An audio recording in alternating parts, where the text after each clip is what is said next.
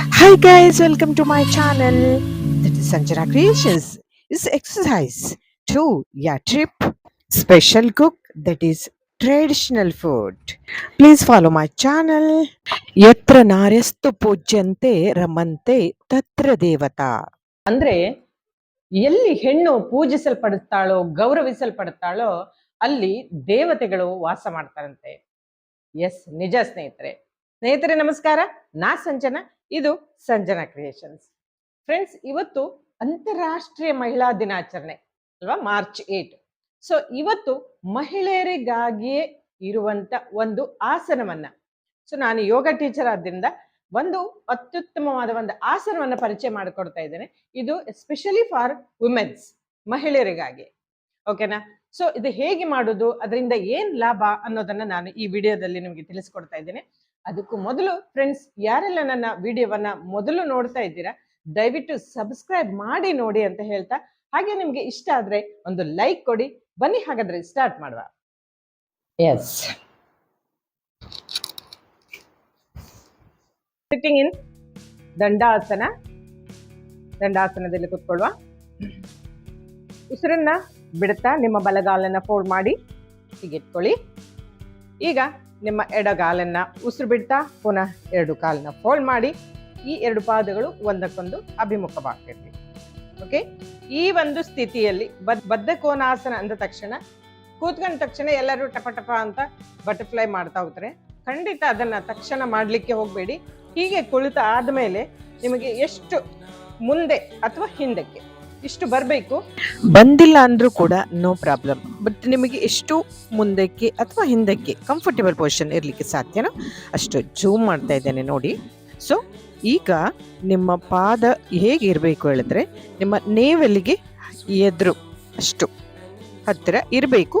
ಆದಷ್ಟು ಪ್ರಯತ್ನ ಮಾಡಿ. ಓಕೆ, ಬಂದಿಲ್ಲ ಅಂದ್ರೆ ಪರವಾಗಿಲ್ಲ, ನಿಮ್ಮ ಫೀಟನ್ನ ಇಷ್ಟು ಇಲ್ಲಿ ಇಟ್ಕೋಬಹುದು. ಓಕೆ, ಇಷ್ಟು ಮುಂದೆ ಇಟ್ಕೋಬಹುದು. ಈ ಸ್ಥಿತಿಯಲ್ಲಿ ನೀವು ಎರಡೂ ಕೈಯನ್ನ ನಿಮ್ಮ ಹಿಪ್ ಪೋರ್ಷನ್ನಿನ ಅಕ್ಕಪಕ್ಕದಲ್ಲಿ, either side of the buttock. Okay, ಈ ಸ್ಥಿತಿಯಲ್ಲಿ ನೇರವಾಗಿ ಕೂತ್ಕೊಳ್ಳಿ. ನೇರವಾಗಿ ಕೂತ್ಕೊಂಡು ಒಂದು 10 ರಿಂದ 20 ಬಾರಿ ಉಸಿರಾಟ. ನಾರ್ಮಲ್ ಬ್ರೀದ್ ಇನ್, ಬ್ರೀದ್ ಔಟ್. ಈ ಒಂದು ಸ್ಥಿತಿಯಲ್ಲಿ ಯೂಟ್ರಸ್ ಇರ್ಬೋದು ಅಥವಾ ಓವರೀಸ್ ತನ್ನ ಕಾರ್ಯವನ್ನು ಸಮರ್ಪಕವಾಗಿ ಮಾಡಲು ಸಾಧ್ಯ ಆಗುತ್ತೆ. ಈ ಸ್ಥಿತಿಯಲ್ಲಿ ನಾರ್ಮಲ್ ಬ್ರೀದಿಂಗ್ ಮಾಡ್ತಾ ಇರಿ. ಯಾವುದೇ ಒತ್ತಡಗಳು ಇಲ್ಲದೆ ಸಹಜವಾದ ಉಸಿರಾಟ. ಇದು ಮೂತ್ರಕೋಶದ ಸಮಸ್ಯೆ ಅಥವಾ ಗರ್ಭಕೋಶದ ಸಮಸ್ಯೆ ಅಥವಾ ಮಾಸಿಕ ತೊಂದರೆ, ಹೆರಿಗೆಯ ಸಮಯದಲ್ಲಿ ಸಹಜ ಹೆರಿಗೆ ಆಗಲು ಕೂಡ ತುಂಬಾ ಒಳ್ಳೆಯ. 10 ರಿಂದ 20 ಬಾರಿ ಉಸಿರಾಟ ಆದ್ಮೇಲೆ ನೇರವಾಗಿ ಹೀಗೆ ಕೂತ್ಕೊಳ್ಳಿ. ಈಗ ಇನ್ನೂ ಸ್ವಲ್ಪ ನನಗೆ ಹಿಂದೆ ಆಗ್ತದೆ, ಬಟ್ ಎಲ್ಲರಿಗೂ ಆಗತ್ತೆ ಅಂತಿಲ್ಲ. ಸೊ ಎಷ್ಟು ಆಗ್ತದೆ ಅಷ್ಟು ಹಿಂದೆ ತಗೊಳ್ಳಿ. ಓಕೆನಾ? ಈ ಒಂದು ಹಿಲ್ಸ್ ಪೋರ್ಷನ್ ನಿಮ್ಮ ಈ ಒಂದು ಪ್ಲೇಸ್ ಅಲ್ಲಿ ಇದ್ರೆ ಒಳ್ಳೇದು. ಈಗ ನಿಮ್ಮ ಎರಡೂ ಕೈಯನ್ನ ಲಾಕ್ ಮಾಡ್ಕೊಳ್ಳಿ. ಈಗ ನಿಮ್ಗೆ ಸಾಧ್ಯ ಆದಷ್ಟು ಈ ಒಂದು ಪೋರ್ಷನ್ ಅನ್ನ, ಈ ಒಂದು ನೀಸ್ ಇರ್ಬೋದು ಅಥವಾ thighs, open up your hip joint. Hip joint open ಆಗುವಂಥದ್ದು ಈ ಒಂದು ಸ್ಥಿತಿಯಲ್ಲಿ. ಎಸ್, ಮೂವ್ಮೆಂಟ್ ಮಾಡ್ತಾ ಇದೆ. ಇಲ್ಲಿ ಕೂಡ ಎಲ್ಲರದು ಪೊಸಿಷನ್ ಈ ಒಂದು ಸ್ಥಿತಿಯಲ್ಲಿ ಇಲ್ಲಿಗೆ ಬರ್ತದೆ, ಹೆಚ್ಚಿನದಾಗಿ ಈ ಒಂದು ಸ್ಥಿತಿ ಬರ್ತದೆ, ಎಲ್ಲರದು ಹೀಗೆ ಹೋಗೋದಿಲ್ಲ. ಸೊ ನಿಮಗೆ ಎಷ್ಟು ಸಾಧ್ಯ ಆಗುತ್ತೆ ಅಷ್ಟು ಮಾಡ್ಕೊಳ್ಳಿ. Like butterfly movement. ಒಂದು 10 ಬಾರಿ ಈ ತರ ಮೂವ್ಮೆಂಟ್ ಆದ್ಮೇಲೆ ಸ್ವಲ್ಪ ಕಾಲನ್ನ ಪ್ರೆಸ್ ಮಾಡುವಷ್ಟು ಟ್ರೈ ಮಾಡಿ. Not force but try. Again movement. ಇದು ಒಂದು 6 to 8 ಟೈಮ್ಸ್ ಮಾಡ್ತಾರೆ. ಇದೇ ಒಂದು ಮೂಮೆಂಟ್ ಮಾಡ್ಕೊಳ್ಳಿ. ಪುನಃ ಪ್ರೆಸ್ ಮಾಡಿ, ಅಗೇನ್ ಮೂಮೆಂಟ್, ಪ್ರೆಸ್ ಮಾಡಿ. ಈ ಒಂದು ಆಸನ Baddha Konasana, especially for ladies, means womens, ಅವರಿಗೇನಾದ್ರೂ ತೊಂದರೆ, ಯೂಟ್ರಸ್ ಮೆನ್ಸಸ್ ಪ್ರಾಬ್ಲಮ್ ಇರಬಹುದು ಅಥವಾ ಗರ್ಭಕೋಶದ ಸಮಸ್ಯೆ ಇರಬಹುದು. ಈ ಎಲ್ಲ ಕಾರಣಗಳಿಗೆ ಈ ಒಂದು ಆಸನ ಬಹಳ ಒಳ್ಳೆಯದು. ಓಕೆ, ಇದು ಆದ ಮೇಲೆ, ಈ ಸ್ಥಿತಿಯಲ್ಲಿ ಆದ ಮೇಲೆ ನಿಮಗೆ ಎಸ್, ಈಗ ಇದೇ ಸ್ಥಿತಿಯಲ್ಲಿ ನೆಕ್ಸ್ಟ್ ಸ್ಟೆಪ್ ಏನು ಕೇಳಿದ್ರೆ ಫಾರ್ವರ್ಡ್ ಬೆಂಡಿಂಗ್. ಇದು ಸಾಧ್ಯ ಆದ್ರೆ ಮಾಡಿ. ಹೇಗೆ ಫಾರ್ವರ್ಡ್ ಬೆಂಡಿಂಗ್ ಮಾಡೋದು ಅಂತ ಹೇಳಿದ್ರೆ, ಕೈನ ಲಾಕ್ ಮಾಡ್ತಿರಲ್ಲ, ಈ ಫೀಟನ್ನು ಕೂಡ ಸ್ವಲ್ಪ ಮುಂದೆ ಇಟ್ಕೊಳ್ಳಿ. ಹಿಂದೆ ಇಟ್ಕೊಳ್ಳೋದು ಬೇಡ, ಸ್ವಲ್ಪ ಮುಂದೆ ಇಟ್ಕೊಳ್ಳಿ. ಬೆಂಡಿಂಗ್ ಎಲ್ಲಿಂದ ಆಗಬೇಕು ಅಂದ್ರೆ ನಿಮ್ಮ ಶೋಲ್ಡರ್ ಇಂದಲ್ಲ, ದಿಸ್ ಪೋರ್ಷನ್ ಲೋವರ್ ಬ್ಯಾಕ್ ಇಂದ ಆಗ್ಬೇಕು, ಲೋವರ್ ಬ್ಯಾಕ್ ಇಂದ, ಲೈಕ್ ದಿಸ್.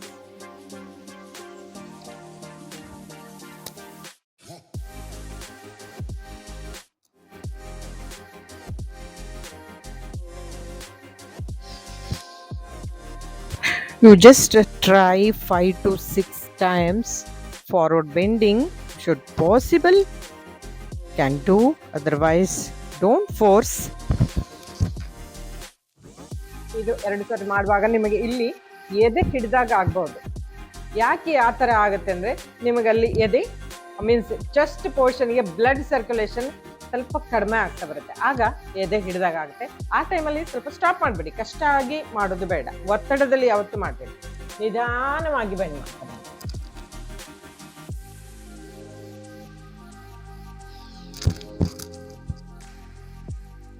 ಎಸ್, ಒಂದು 3 ರಿಂದ 5 ಸಲ ಮಾಡಿ, 3 to 5 ಟೈಮ್ಸ್ ಮಾಡಿದ್ರೆ ಸಾಕು. ಎಷ್ಟು ಮಾಡಿದ್ಮೇಲೆ ರಿಲ್ಯಾಕ್ಸ್, ಜಸ್ಟ್ ರಿಲ್ಯಾಕ್ಸ್ ಮಾಡ್ಕೊಳ್ಳಿ. ಒಂದು 2 ಮಿನಿಟ್ಸ್ ರಿಲ್ಯಾಕ್ಸ್ ಮಾಡಿ. ಇಲ್ಲಿ ನಿಮ್ಮ ಹಿಪ್ ಜಾಯಿಂಟ್ ಇರ್ಬೋದು, ಅಥವಾ ಥೈ ಮಸಲ್ಸ್ ಇರ್ಬೋದು, ಅಥವಾ knee joint like calf muscles ಎಲ್ಲ ಓಪನ್ ಅಪ್ ಆಗುತ್ತೆ.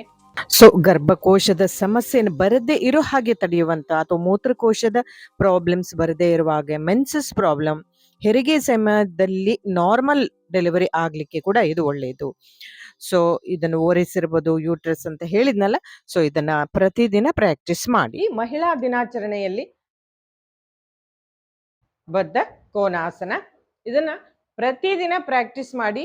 Any time means before breakfast or before dinner time. So practice ಮಾಡಿ, ಡೈಲಿ ಪ್ರಾಕ್ಟೀಸ್ ಮಾಡಿ. ಒಂದು ಹೆಣ್ಣು ಒಂದು ಕುಟುಂಬದಲ್ಲಿ ಆರೋಗ್ಯದಿಂದ ಇದ್ದಾಳೆ, ಆಕೆ ಮಾನಸಿಕವಾಗಿರ್ಬೋದು ಅಥವಾ ದೈಹಿಕವಾಗಿರ್ಬೋದು ಆರೋಗ್ಯದಿಂದ ಇದ್ದಾಳೆ ಅಂತ ಆದ್ರೆ ಕುಟುಂಬದ ಎಲ್ಲ ಸದಸ್ಯರು ಆರೋಗ್ಯದಿಂದ ಇದ್ದಾರೆ ಅಂತಾನೆ ಅರ್ಥ. ಸೊ ಎವ್ರಿ ಮಹಿಳೆ, ಪ್ರತಿ ಹೆಣ್ಣು ನಿಮ್ಮ ಆರೋಗ್ಯವನ್ನ ನೀವೇ ನೋಡ್ಕೊಳ್ಳಿ. ಅಲ್ಲಿ ಯಾರು ನಿಮ್ಮ ಸಮಸ್ಯೆ ಆಗ್ಲಿ ನೋವನ್ನಾಗ್ಲಿ ಹಂಚ್ಕೊಳ್ಳಿಕ್ಕೆ ಯಾರು ಬರೋದಿಲ್ಲ ಸ್ನೇಹಿತರೆ. ಹಾಗಾಗಿ ನಿಮ್ಮ ಆರೋಗ್ಯವನ್ನ ನೀವೇ ನೋಡ್ಕೋಬೇಕು. ಕೊನೆಯದಾಗಿ ಒಂದು ಮಾತು, ಎಲ್ಲಿ ನಾರಿ ಪೂಜಿಸಲ್ಪಡ್ತಾಳ ಅಂತ ಹೇಳಿದೆ, ಇದು ಎಲ್ಲರಿಗೂ ಅನ್ವಯಿಸುತ್ತೆ. ಅಂದ್ರೆ ಪೂಜಿಸಲ್ಪಡದಿದ್ರೂ ಪರವಾಗಿಲ್ಲ, ಹೆಣ್ಣನ್ನ ಗೌರವಿಸಿ. ಇಲ್ಲಿ ನನಗೆ KS ನರಸಿಂಹಸ್ವಾಮಿ ಅವರ ಕವನದ ಒಂದು ಸಾಲು ನೆನಪಾಗ್ತಾ ಇದೆ. ಹೆಂಡತಿ ಒಲುಮೆಯ ಭಾಗ್ಯವನ್ನರಿಯದ ಗಂಡಿಗೆ ಜಯವಿಲ್ಲ. ಖಂಡಿತ ಇದು ಜಗತ್ತಿನಲ್ಲಿ ತಾಯಿ ಎಷ್ಟು ಪೂಜನೀಯಳೋ, ಹೆಂಡತಿಯು ಅಷ್ಟೇ ಪವಿತ್ರಳು. ಇದೇ ಇವತ್ತಿನ ವಿಶೇಷ. ನಿರಂತರವಾಗಿ ನನ್ನ ಈ ಯೂಟ್ಯೂಬ್ ಚಾನೆಲ್ ಸಬ್ಸ್ಕ್ರೈಬ್ ಮಾಡಿ. Thanks for watching. ಧನ್ಯವಾದ. ಮತ್ತೊಂದು ವಿಡಿಯೋದೊಂದಿಗೆ ನಿಮ್ಮ ಮುಂದೆ.